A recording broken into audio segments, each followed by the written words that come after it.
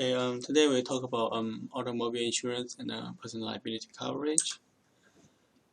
So you need to understand that there are a lot of factors insurance company use to decide how much they're going to charge you for the premium. Age is certainly very important, like 21, right? That's one, and then 25. So they do have age requirements, especially 25 married, right? That's when you get a cheaper premium. And they do consider other factors. Okay, and then how you use the car. Do you have any driving record? Do you have any tickets, right, from the police? That would be also important for them to consider. Okay.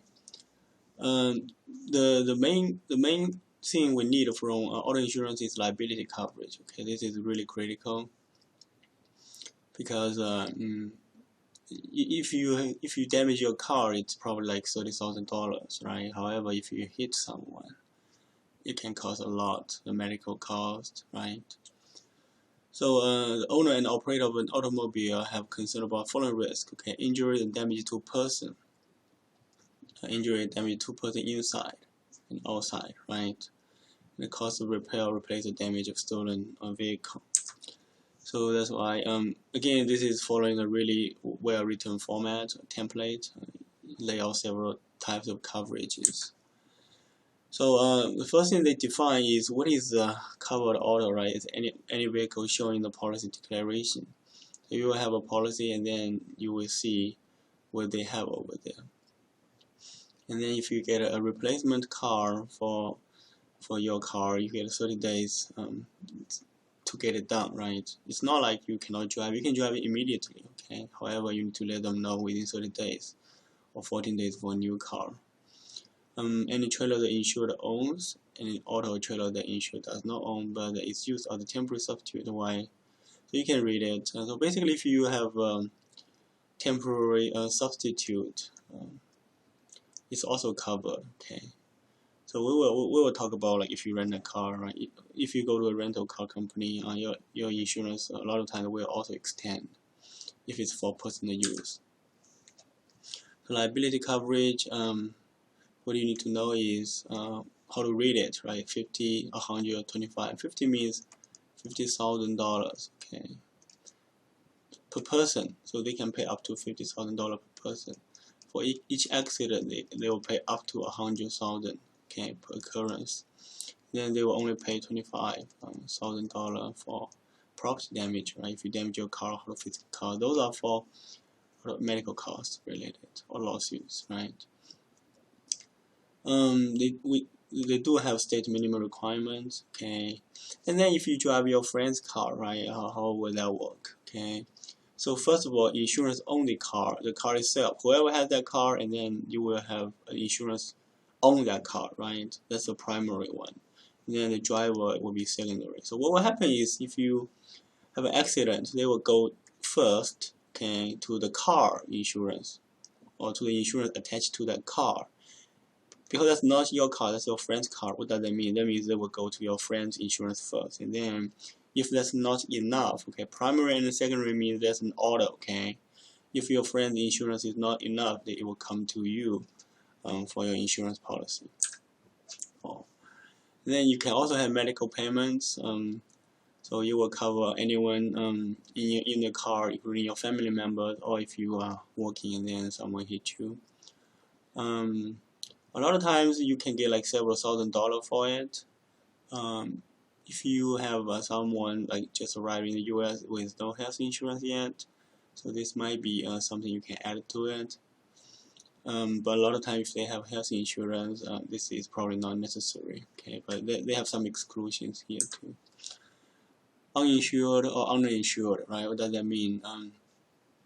Some people have no insurance, or they have like very small amount of insurance, okay. Some of them doesn't even meet the state minimum requirement, or if they meet the state minimum requirement, the accident is really bad, it's not enough. If it's not enough, you can sue them, but they have no money, right? It's not going to help. If those people who don't carry insurance, if they are uninsured, very likely they have no money at all. So what can you do, right? That's why there's a policy called uninsured. So you buy this insurance to protect yourself in case someone has no insurance, but that person hits your car. Is that making sense? So you are essentially paying to protect yourself because of other people's fault. Why? Because you still want to fix things, right? If you still want to pay the medical bills. Because the hospital will charge you first, right? You can sue those people who are liable, but it's not gonna help. Okay? So that's why this is required in South Carolina, not required in many states. This is what a lot of people know about auto insurance. It's called a collision damage waiver, right? Collision damage coverage. Collision, right? When you involve in an accident, hit another car, right? Hit a tree, hit a wall, hit someone's house, and then you damage your car, they're gonna repair your car, okay? Then we also have comprehensive, in a lot of states they have a deer, right, running everywhere, or some bear. In Montana, you can hit a bear with a car. If you only have collision, in contact with animal will not be covered. However, you have to have comprehensive to have those, and then some other, just more benefit, okay? Yeah, also have some exclusions. So what do you need to do after accident? First of all, I call the police, right? And then let the insurance company know. And then you can talk to the person involved, but don't say it's your fault or my fault. You will let the police decide, okay? Insurance company decide. A lot of times your insurance will only be covered if you drive a car in US, Puerto Rico, and Canada. Many people in the US like to travel to Mexico. They will tell you exclusively that you will not be covered if you drive your car to Mexico. Some states says insurance accidents, right, happen just because it will happen. It's just human errors. It's not someone's fault. Nobody wants to have an accident intentionally. So they will have something called a no-fault insurance. I do kind of agree with them, okay, but many states don't use this definition. So no-fault means they will not say whose fault it is, okay. The insurance company will just decide how to pay it, and they just assume that accidents will happen just because we are human. We will randomly make some errors in our operating, right, our vehicles. So talk about personal liability umbrella insurance policy. It protects against legal obligations, right? Up to the face policy. This is cheap, okay? You can get like $2 million for like $50 a year. So it's really cheap. It does require high liability limits on online auto and homeowner insurance. That's why, okay? The only reason why it's so cheap is because they will tell you you need to carry enough liability coverage on your car and homeowner insurance. Otherwise, there's a gap. It's like this is your home, right? Plus auto, and then this is PLUP, and then all those are liability. Okay. If like they will say like 300, right? 300,000. So this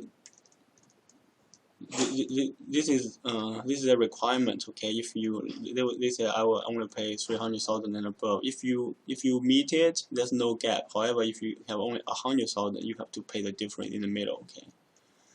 So that's why for our clients who have umbrella insurance, we always require them, okay? If they have that kind of needs to protect, right? You worry that someone is going to sue you several $1 million because of your misconduct or neglect acts, then it means you have a lot of money, okay? So that's why you worry about like several $1 million lawsuits. You have to, okay, we always require them to cover, to leave no gap, okay? Basically, just don't have any gap if you plan to get it. Coverage is for, okay, you guys can read it, include exposure, okay.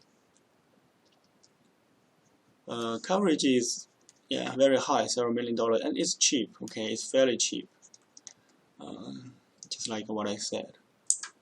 They have some exclusions here, okay. This is a video, you guys can read over it. We also have some insurance policy just for commercial use or business owners. Those come as a package. Okay, we'll just tell you guys about it. It's different from individuals, and then they probably have more coverage. As a business, you can always consult with them and then identify which one is the best. Okay. So also have some malpractice insurance. Doctors, dentists, and surgeons, right? Those professionals, they have some specifically related to their practice. Okay. PLUP also covers that. Okay. However, they probably have something more specific, maybe a higher amount of coverage. Okay. Then we have some others for some other type of professionals. I think that's all I have for today. Let me know if you have any questions.